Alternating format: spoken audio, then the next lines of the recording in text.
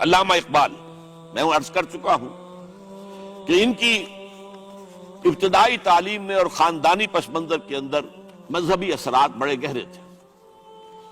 بہرحال انہوں نے ایم اے کیا ہے غالباً 1897 میں، اور اس وقت کا کچھ اقبال جو ہے اس وقت سے لے کر 1905 تک کا اقبال، ایک طرف تو اس میں بھی نیشنلزم تھا، ہندی نیشنلزم، یہ نوٹ کر لیجئے۔ چنانچہ اسی دور کا اس کا ترانہ ہے، سارے جہاں سے اچھا ہندوستاں ہمارا، ہم بلبلیں ہیں اس کی وہ گلستاں ہمارا۔ بلکہ اس زمانے میں ایک ایسا شعر بھی انہوں نے کہا ہے جس کی کہ پھر شدید ترین نفی بعد میں ان کے اشعار سے ہوئی ہے۔ انہوں نے ایک نیا شوالہ کے نام سے جو نظم لکھی کہ سچ کہہ دوں اے برہمن گر تو برا نہ مانے، تیرے صنم قدوں کے بت ہو گئے پرانے۔ اسی میں ایک شعر ہے کہ پتھر کی مورتوں میں سمجھا ہے تو خدا ہے، خاک وطن کا مجھ کو ہر ذرہ دیوتا ہے، خاک وطن کا مجھ کو ہر ذرہ دیوتا ہے۔ اس درجے گہرا انڈین نیشنلزم اقبال کے اندر بھی موجود تھا۔ لیکن جب اقبال انگلستان گئے ہیں، یہ 28 برس کی عمر میں انگلستان گئے ہیں سن 1905 میں، اور 3 سال وہاں رہے انگلستان اور جرمنی، اور بیرسٹری بھی کی، اور چونکہ فلسفی تھے پی ایچ ڈی بھی کر کے آئے۔ اس عرصے میں معلوم ہوتا ہے کہ اقبال کی قلب ماہیت ہو گئی۔ یہ میرا ایک تجربہ ہے، بڑا پرانا ہے، میرا مشاہدہ تھا۔ 1970 میں پہلی مرتبہ میں انگلستان گیا تھا، میرے چھوٹے بھائی وہاں زیر تعلیم تھے، کہ جن لوگوں کی بنیادی تربیت میں اور خاندانی اثرات میں مذہب کا ایلیمنٹ موجود ہوتا ہے، چاہے وہ ہندوستان میں رہتے ہوئے وہ زیادہ ظاہر نہ ہو، نمایاں نہ ہو، اس کے آثار سامنے نہ آئے، لیکن جب وہ ایک مخالف ماحول میں پہنچتے ہیں، اس مخالف ماحول میں ان کے اندر کا وہ چنگاری ان کی جو ہے وہ شعلہ بن کر بھڑکتی ہے۔ چنانچہ یہ معاملہ میں نے پھر بعد میں امریکہ میں بھی دیکھا، ہر جگہ دیکھا ہے کہ وہاں 2 نتیجے ہوتے ہیں، یا تو یہ کہ ایک آدمی ڈاؤن دی ڈرین گیا تو وہاں کی تہذیب میں رگا گیا شراب اور یہ اور وہ اور رقص اور سب یہ ساری چیزیں آ گئی، اور یا پھر جو بچ گیا جس کے اندر دین کا کوئی حمیت کا شائبہ تھا، وہ پھر بھڑکتا ہے، پھر وہ ایکٹیوسٹ ہوتے ہیں، وہ کام کرتے ہیں۔ لہذا یہ معاملہ جو ہے علامہ اقبال کے ساتھ پیش آیا، اور خود انہوں نے کہا بھی ہے، مسلمان کو مسلمان کر دیا طوفان مغرب نے۔ وہاں سے جب یہ واپس آئے ہیں تو اب نوٹ کیجئے 1908 سے 1930 تک یہ جو 22 برس ہیں، علامہ اقبال نے کیا کیا نوٹ کیجئے، وہ آپ جانتے بھی ہیں، میں صرف گنوا رہا ہوں۔ اسلام کے نظام فکر اور فلسفہ اور حکمت کو بیان کیا، اپنی شاعری کے ذریعے سے بھی، اپنی نثر کے ذریعے سے بھی۔ قرآن کی ایک نہایت جدید اور بہت عمدہ تفسیر، اگرچہ تفسیر کے نام سے آپ کو کہیں تفسیر اقبال نہیں ملے گی، لیکن کلام اقبال خود تفسیر ہے، خود دعویٰ کرتا ہے کہ میرے پیغام میں سوائے قرآن کے اور کچھ نہیں ہے۔ گر دلم آئی نئے بے جوہر است، ور بحرفم غیر قرآن مزمرست، پردہ ناموس فکرم چاک کن، ای خیابہ راز خارم پاک کن۔ یہ مناجات بحضور سرور کائنات صلی اللہ علیہ وسلم، وہ کہتے ہیں کہ اے اللہ کے نبی، اللہ کے رسول، اگر میرے پیغام میں کہیں قرآن کے سوا کوئی شے شامل ہو گئی ہے میری شاعری میں، تو آپ میرے فکر کا پردہ چاک کر دیجیے۔ روز محشر خار و رسوا کن مرا، اور قیامت کے دن مجھے ذلیل اور خار کیجیے گا۔ بے نصیب از بوسہ پاکن مرا، اور مجھے اپنی قدم بوسی سے محروم کر دیجیے گا۔ یہ بات کہہ رہا ہے، اس کا دعویٰ ہے، اس نے جو کچھ کہا قرآن سے کہا۔ پھر علامہ اقبال نے مغربی فکر پر شدید تنقید کی، بہت بڑا ناقد، اور خاص طور پر مغربی تہذیب جو ہے اس کی نفی کی۔ یہ سارا کام کیا، اور اس سب سے بڑھ کر وہ تجدید ملت اسلامی کا علمبردار بن سامنے آیا۔ اس نے خوشخبری دی کہ دنیا میں اسلام کے غلبے کا دور آنے والا ہے۔ ملت اسلامیہ جو اس وقت دبی ہوئی ہے، پسی ہوئی ہے، اگرچہ یہ دبے ہوئے ہیں، پسے ہوئے ہیں، گرے ہوئے، لیکن ان کا دوبارہ غلبہ ہوگا، یہ ابھریں گے، ملت اسلامیہ کی تجدید ہوگی، اسلام کی نشت ثانیہ ہوگی۔ اسلام کے روشن مستقبل کے مبشر بن کر علامہ اقبال سامنے آئے. اور ایک اور جو بہت بڑا کام کیا وہ وہی وطنی قومیت کی شدید نفی، بلکہ شدید کا لفظ بھی کافی نہیں ہے، شدید ترین نفی کی ہے. اس لیے کہ اس وقت وطنی قومیت جو ہے اس وقت مسلمانوں کو اپنے اندر انگلف کرنے کے لیے پوری قوت کے ساتھ زور لگا رہی ہے. اب اس اعتبار سے ذرا نوٹ کیجئے، علامہ اقبال نے جو نفی پھر وطنیت کی ہے، اس دور میں میں اور ہے، جام اور ہے، جم اور، ساقی نے بنا کی روش لطف و ستم اور، تہذیب کے آزر نے ترشوائے صنم اور، مسلم نے بھی تعمیر کیا اپنا حرم اور، ان تازہ خداؤں میں بڑا سب سے وطن ہے، جو پیرہن اس کا ہے وہ مذہب کا کفن. یہ بت کہ تراشیدہ تہذیب نبی ہے، غارت گرے کاشانہ دین نبوی ہے، بازو تیرا توحید کی قوت سے قوی ہے، اسلام تیرا دیس ہے تو مصطفی ہے، نہ زارہ دیری نہ زمانے کو دکھا دے، اے مصطفی خاک میں اس بت کو ملا. اس سے بھی زیادہ مجھے ملا ہے ایک ان کے قطعہ جو ہے، منزل راہ رواں دور بھی دشوار بھی ہے، کوئی اس قافلے میں قافلہ سالار بھی ہے، بڑھ کے خیبر سے ہے یہ مارکہ دین و وطن. خیبر غزوہ خیبر سے کہیں بڑھ کر یہ دین و وطن کا مارکہ، کہ ہمارے نزدیک ہماری قومیت کی بنیاد ہمارا دین. آج دنیا یہ کہتی ہے کہ قومیت کی بنیاد وطن ہے.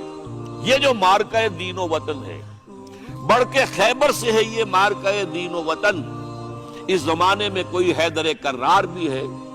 تو واقعہ یہ ہے کہ علامہ اقبال نے اس سلسلے میں وہ رول بھی پلے کیا کہ جو حضرت مجدد الفسانی رحمت اللہ علیہ نے دین اکبری کا قلع قبا کرنے میں ادا کیا تھا. اب آئیے 1930 کا ماہ دسمبر، محمد علی جناح ہندوستان کی سیاست سے مایوس ہو کر ملک چھوڑ کر انگلستان میں جا کر آباد ہو چکے. لیکن اب جو ہے 1930 میں، جبکہ مسلم انڈیا کا ایک سورج تو غروب ہو گیا تھا، مغرب میں جا کر بیٹھ گیا، مغرب میں سورج غروب ہوتا ہے، ایم اے جناح تو وہاں بیٹھ گئے. ایک سورج اب طلوع ہوا ہے مسلم لیگ کے پلیٹ فارم پر، یہ ہے علامہ اقبال. 1930 کا جو ان کا خطبہ ہے الہ آباد کا، وہ بہت اہم ہے. ایک تو یہ کہ انہوں نے اپنی شاعری کے ذریعے سے وطنیت کی جو نفی کی تھی اور مسلم قومیت کا جو اس بات کیا تھا، اسے ایک فلسفیانہ انداز میں سوشیولوجی عمرانیات کے مسلمہ اصولوں کی روشنی میں جس طریقے سے مدلل بیان کیا ہے، اس اعتبار سے وہ ایک بہت قیمتی دستاویز ہے. لیکن اس کے ساتھ ہی انہوں نے ایک تجویز پیش کی، اور یوں بھی کہیے کہ ایک پیشن گوئی کی. وہ پیشن گوئی یہ تھی کہ ہندوستان کے شمال مغرب میں ایک مسلمان ریاست قائم ہوگی، اور پھر یہ بھی کہا میں مطالبہ کرتا ہوں کہ وہ قائم ہو. البتہ اس میں بعض لوگ جو ہیں اس پر یہ تنقید کرتے ہیں کہ علامہ اقبال نے تو یہ کہا تھا I would like to see the Punjab, the Northwest Frontier Province, Sindh and Balochistan amalgamated into a single state. Self-government within the British Empire or without the British Empire. The formation of a consolidated Northwest Indian Muslim state appears to me to be the final destiny of the Muslims, at least of Northwest India. اس پہ اعتراض یہ کیا جاتا ہے کہ علامہ اقبال نے تو ہندوستان کے اندر برطانیہ کے حکومت کے اندر کے لیے تجویز دی تھی، لیکن یہ بات غلط ہے. اصل میں نوٹ یہ کیجئے کہ 1930 تک تو اس کا کوئی امکان ہی نظر نہیں آتا تھا کہ انگریز ہندوستان چھوڑ کے چلا جائے گا. تو اس وقت کے لیے ان کی تجویز یہ تھی کہ ہندوستان میں ایک صوبہ بنا دیا جائے، یہ آج کا پاکستان، یا یوں سمجھیے کہ جو کچھ عرصے پہلے 1 یونٹ بنا تھا. برٹش انڈیا میں بھی یہ 1 یونٹ کی حیثیت سے ایک سٹیٹ بن جائے، تاکہ اس علاقے میں مسلمانوں کے اندر جو کچھ قومیتی کچھ تھوڑا تھوڑا فرق ہے، کلچر کا فرق ہے، کچھ ان طرح کی چیزیں، زبانوں کا فرق ہے، تو یہ جو ہے مل جل کر ان کے اندر ایک قوم کا تصور جو ہے باقاعدہ پیدا ہو جائے. اسی لیے وہ کہتے ہیں I demand the formation of a consolidated Muslim state in the best interest of India and Islam. اب اس میں وہ بات یہ کہتے ہیں کہ for Islam it will be an opportunity to rid itself of the stamp that Arabian imperialism was forced to give it, to mobilize its laws, its education, its culture, and to bring them into closer contact with its own original spirit and with the spirit of the modern time. وہ کہتے ہیں کہ اگر ایسا ہو گیا، ایک تو یہ کہ ڈیسٹنی ہے، ہوگا رہے گا، شمال مغربی ہند کے اندر ایک مسلمان ریاست قائم ہو کر رہے گی. اب یہ پروفیسی بھی تھی، پیشن گوئی، اور یہ بھی کہ میں مطالبہ کرتا ہوں، ایک تجویز بھی تھی. لیکن اس کا جو اصل عنصر ہے، جو میرے نزدیک جو انقلابی حصہ ہے، جہاں تک ہندوستان کی جو تقسیم کا معاملہ ہے، یہ اور بھی بہت سے لوگوں کی طرف سے یہ باتیں آتی رہی تھی، لیکن جس انداز میں، جس پلیٹ فارم پر آل انڈیا مسلم لیگ کا جو اینول سیشن ہے اور اس میں صدر کی حیثیت سے خطبہ دے رہا ایک شخص، تو یہ حیثیت جو ہے یہ بہت نمایاں، اور اس میں جس انداز میں بات کہی گئی ہے اس میں جو ایک پازیٹیو عنصر ہے. اگر ایسا ہو گیا، ایک نارتھ ویسٹ آف انڈیا میں مسلمان ریاست قائم ہو گئی، تو ہمیں ایک موقع مل جائے گا کہ عرب امپیریلزم، اب نوٹ کیجئے، عرب امپیریلزم سے مراد کیا ہے؟ عربوں کا دور ملوکیت. اس سے پہلا کیا تھا؟ خلافت راشدہ، اصل اسلام. دور بنو امیہ تو اصل اسلام نہیں تھا، حکومتی سطح پر تو بالکل اسلام نہیں تھا. تو یہ جو امپریشن ہے، جو کہ اس دور ملوکی عرب امپیریلزم کا لفظ استعمال کیا ہے، اسلام کے چہرے پر جو بدنما داغ اور دھبے آ گئے ہیں، انہیں ہٹا کر وہ جو اس کی اوریجنل پیورٹی ہے، اور ظاہر بات ہے کہ دور ملوکیت سے پہلے خلافت راشدہ، تو گویا کہ اس میں اگرچہ نام خلافت راشدہ کا نہیں لیا گیا ہے، لیکن یہ ہے کہ بات مراد وہی ہے. لیکن اور اس میں بھی جو بڑی حکیمانہ بات ہے کہ ہم اس کو bring them into closer contact with its old original spirit، جو اصل اسلام کی اصل روح ہے، and with the spirit of the modern times، اس زمانے کے جو تقاضے ہیں ان کے مطابق اجتہاد کے دروازے کو کھول کر، اور ہم ایک ایسا نظام جو ہے وہ یہاں پر قائم کریں. یہ ہے وہ چیز کہ جس نے تحریک مسلم لیگ کے اندر ایک مثبت جذبہ، یہ نوٹ کر لیجئے میرے الفاظ، 1906 سے لے کر 1930 تک تحریک مسلم لیگ صرف ایک منفی موٹیو پر چل رہی تھی. منفی، نیگیٹو، خوف، ہندو کا خوف، ہندو دبا لے گا، ہندو ایکسپلائٹ کرے گا، ہندو معاشی طور پر بھی، تہذیبی طور پر بھی، ثقافتی طور پر بھی، مذہبی طور پر بھی شدی کی تحریک چل رہی ہے، ہمیں راستہ دکھایا جا رہا ہے، ہندوستان چھوڑ دو اور بھاگ جاؤ، چلے جاؤ. یہ سارا خوف کا عنصر تھا، اور اس میں تحفظات تلاش کرنے، کوئی ایسی یقین دہانیاں کہ وہ مسلمانوں کے حالات بہتر ہو جائیں، اس کے علاوہ کوئی اور موٹیو نہیں تھا. یہ منفی موٹیو تھا، اور اس کی وجہ ساتھ ہی یہ ہے کہ مسلم لیگ اس وقت تک کوئی عوامی جماعت تھی ہی نہیں، بلکہ کچھ خواص، جو اونچے لوگ، نوابوں اور نوابزادوں اور ان ایسے لوگوں کی جو ہے یہ ایک جماعت تھی. لیکن 1937 میں جو یہ انجیکشن لگا ہے یہ پازیٹیو ہے. اگلی بات، اس کے بعد یہی انجیکشن علامہ اقبال نے لندن میں مسٹر محمد علی جناح کے ذہن و فکر میں لگایا ہے. اس کا واقعہ کیا ہے؟ 3 گول میز کانفرنسیں ہوئی تھی، پہلی اور دوسری میں محمد علی جناح بھی شریک تھے، تیسری 1932 میں ہوئی اور وہ شریک نہیں ہوئے، اس لیے کہ وہ سیاست چھوڑ چکے تھے. وہ تو سیاست کو خیر بات کہہ کر اب پریکٹس کر رہے تھے.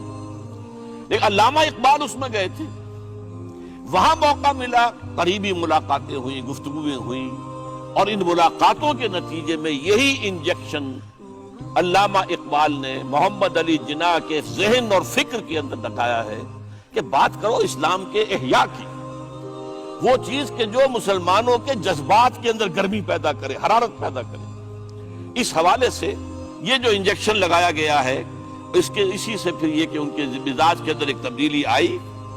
کچھ اور لوگوں نے بھی انہیں کہا ہوا تھا، لیکن یہ کہ خاص طور پر یہ بات اقبال کی تھی، جس کی اپنی ایک حیثیت تھی. بہرحال میرے اس تجزیے کے روح سے نظریہ پاکستان اسلام اور اسلام کا احیاء خلافت راشدہ کے مفہوم میں، اور اس کا خالق اقبال ہے، اس میں کوئی شک نہیں. قائد اعظم تک بھی یہ بات پہنچانے والا اقبال ہے، اور پھر اسی پر قائد اعظم نے عمل کیا ہے، تو اس چیز کو بہت سے لوگ جو ہیں آسانی کے ساتھ تسلیم نہیں کریں گے، لیکن میں یہ چاہتا ہوں کہ خود قائد اعظم نے علامہ اقبال کے بارے میں جو کچھ کہا ہے اس کی دو کوٹیشنز آپ کے سامنے رکھ دوں۔ کلکتہ 21 اپریل 1938 کو علامہ اقبال کا انتقال ہوا۔